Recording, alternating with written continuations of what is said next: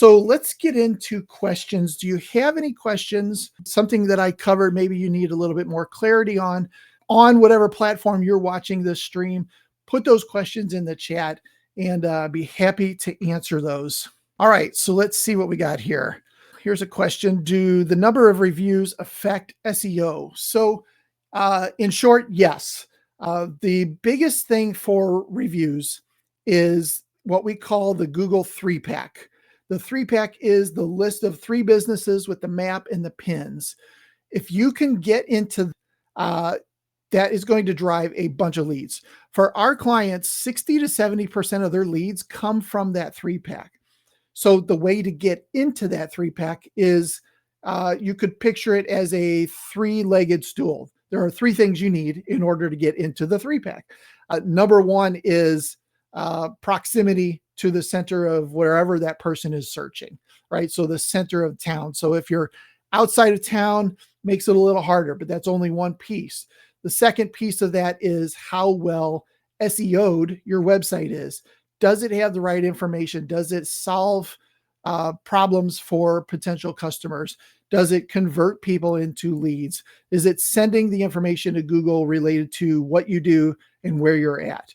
All of those things are a big piece of the formula or the recipe to get into the 3-pack. And then the third leg of that stool is reviews. The number of reviews drastically matters when it comes to getting into that 3-pack. So by having a great SEO'd website, having a position close to the center of town, that's one piece of it, not the piece. And then having a good amount of reviews obviously is a huge piece of this. Think of it this way. If you come to a or come to Google and you type in window treatments near me, right?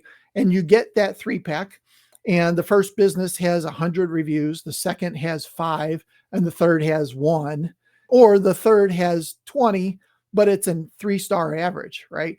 When we go back to social proof, it shows the first option, 100 5-star reviews, is the obvious choice, right?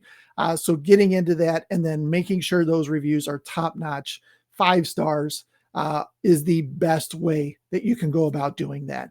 So thank you for that question. Let's see what else we've got here. Let's see. All right. Are press releases still effective in reputation management? Great question. So press releases obviously been around for a long time. We do press releases for our clients. We do see an effect on SEO mostly related to press release publication. The one kind of bad thing about press releases is typically they only stay on news related websites for 60 days, maybe 90 days. And a lot of times they'll delete those, take those off of there to save server space, those kinds of things. So if you're not doing them consistently, you could have some sort of an up-down situation when it comes to your overall rankings and number of links that you have back to your site. Yes, they are effective. They do work. They get you in front of more eyeballs. And then there is some residual SEO effect to press releases as well. Good question. Thank you. All right, let's see what else we got here. If you have a question, put it into the chat on whatever platform you're watching. I want to make sure to get all of these answered for you. Can we delete negative reviews on Facebook and Google Business Profile? So the short answer is yes. The short answer is potentially yes. You can flag reviews on these different platforms.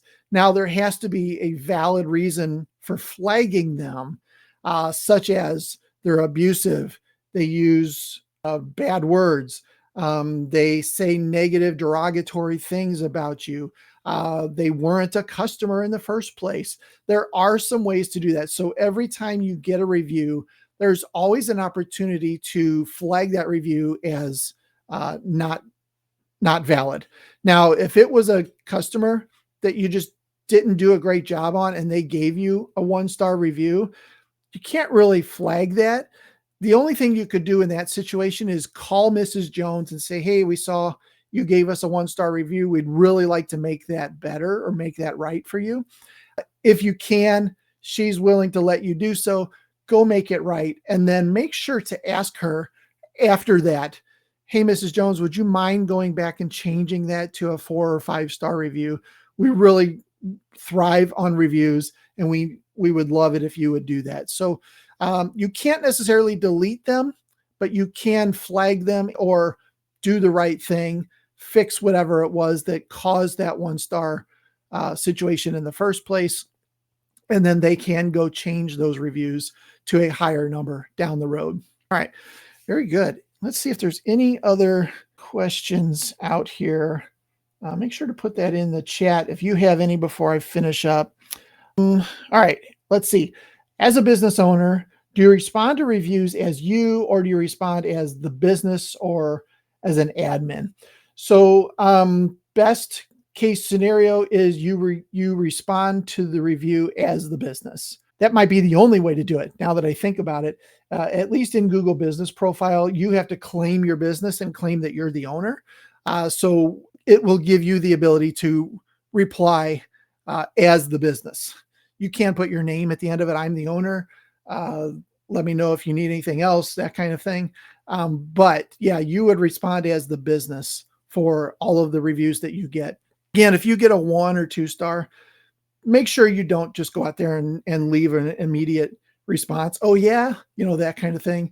Give it some time, come back with something much more professional, and or reach out to that customer and see if you can make it right in the first place.